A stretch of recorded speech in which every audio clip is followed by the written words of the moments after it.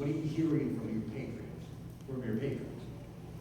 Are they worried? I mean, clearly, some of them must be, or you wouldn't come out and say this the way you're saying it today.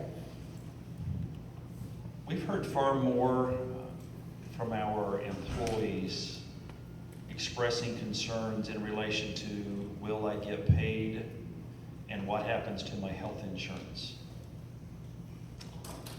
So yesterday we had an employee that showed up. Dr. Southwick had a conversation with the employee and the employee's spouse, and the employee's spouse has a very significant health issue. So they were worried, will I have health insurance July 1st? So we're receiving far more concern or question right now from our employees than we are from patrons. Those questions from patrons are what's going to happen and what's next and what's the resolution. As we've stated a lot today, there are a lot of answers that we simply don't have at this point in time. Representative Boulier. Are you and/or other superintendents or the superintendent's organization of the state in conversation with Senate President Weigel and Speaker of the House Merrick? I am not aware that the Johnson County superintendents are either. In relation to the statewide organization, I don't know the answer to that question.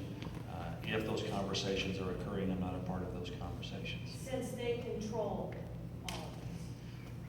An assumption is that the Kansas Association of School Boards and our Commissioner of Education, the State Board of Education might be having those conversations, but I'm not involved in those conversations if they are occurring.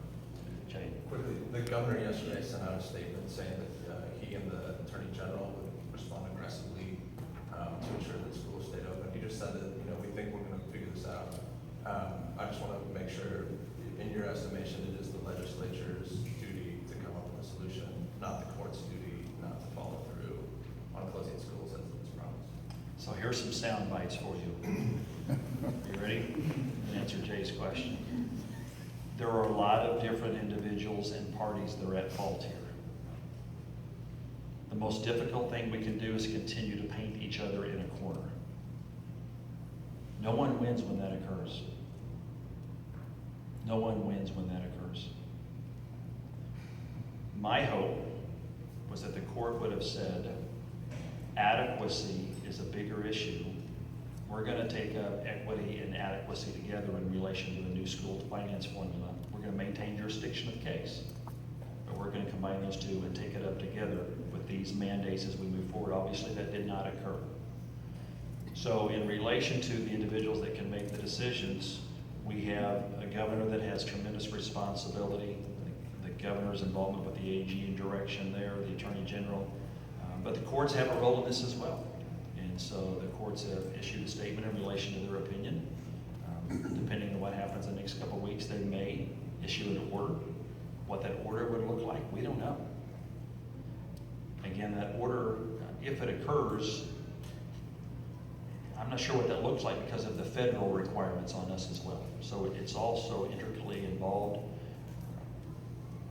But the occurrences of painting each other in a corner to have winners and losers, that's politics from all sides, and it really needs to end.